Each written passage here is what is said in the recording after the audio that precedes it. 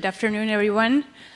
My name is Pamela Zuniga. I work for one out of the 12 hubs that the U.S. Department of State has around the world in U.S. embassies to advance U.S. foreign policy through regional work on ESTH issues.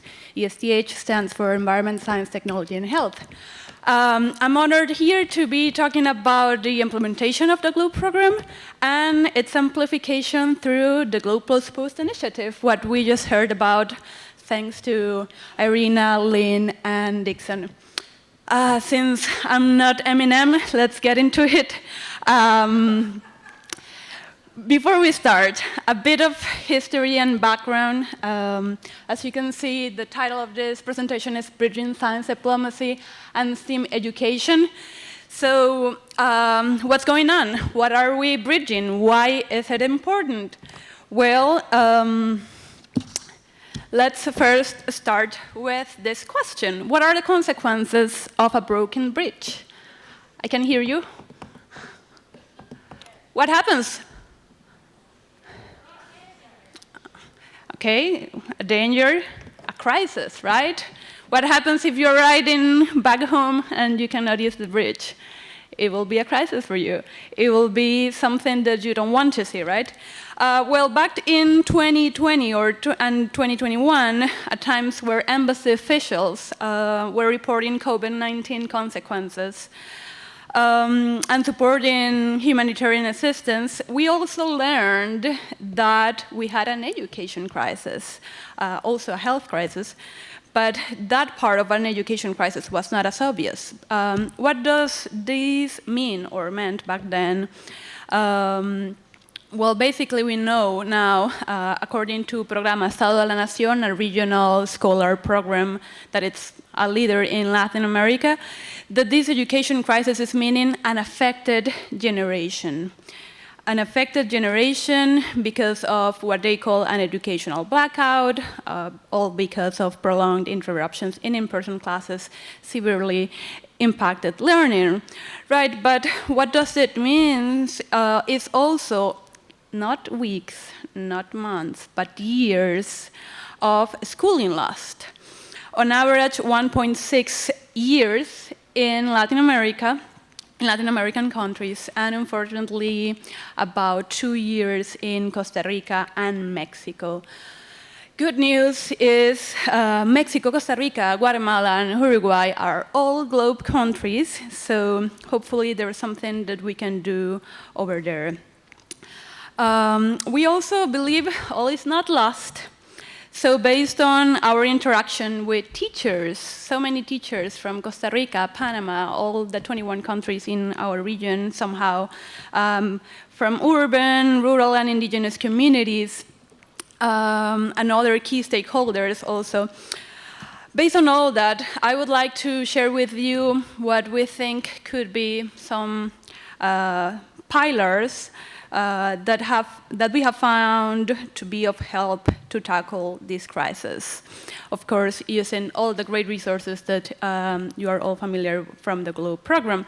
First, integrate interactive science education. This is a photo of a couple of indigenous students that are learning how to use microscopes, first with their skin, and then later on to determine if the mosquitoes that they are seeing in their communities are the ones transmitting dengue or not.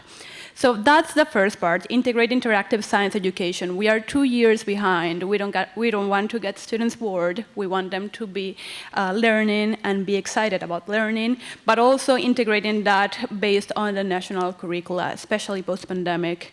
Second thing, support science teachers, provide practical tools and resources, train the trainer, exercises were also part of what we were doing as GLOBE Plus Post.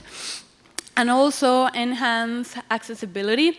Why this? Well, we think, and we have seen that using GLOBE program resources can make classes more interactive. And this is important not just because it could be a good way of a good way of keeping students busy as part of science clubs, for example, but also because it can help to teach the actual curriculum. So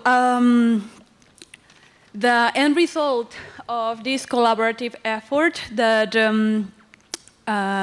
we started at the ESTH Hub for Central America and the Caribbean. It's a resource that we would like to share with you and that we hope you can that you are able to download it very soon from the GLOBE website. So based on all this vision, this guide, that it's in English and Spanish, was, again, developed as an embassy product from the US Embassy in Costa Rica to the region and the GLOBE community. And what this is a guide that is facilitating that teachers, in a very easy, concise, and with clear instructions of groups by level, by age, and of course curriculum learning goals, can actually use this. This was validated by educators in urban, rural, and indigenous communities. A quick look, because I only have 1 minute left, a quick preview of contents grouped by level and curricular learning objective. This is what the guide looks like. It's about 40 pages long, but as you can see, it with many images and concrete recommendations to teachers. And with that, I would like to finish and take advantage of the probably 30 seconds that I have left to remind you that we can all be the change we want to see for your children, for our public schools, and for our environment, and be that connection to rebuild bridges. So I want to encourage you to keep using the support that you can get from your US embassies and the US Department in general. And if you want to talk more, I'm happy to keep talking with you afterwards about how you can use this guide or explore other collaborations with the US Department of State for the Mission Mosquito protocol or any other similar effort. Thank you so much, and of course, thank you to all our partners that made this possible. Thank you.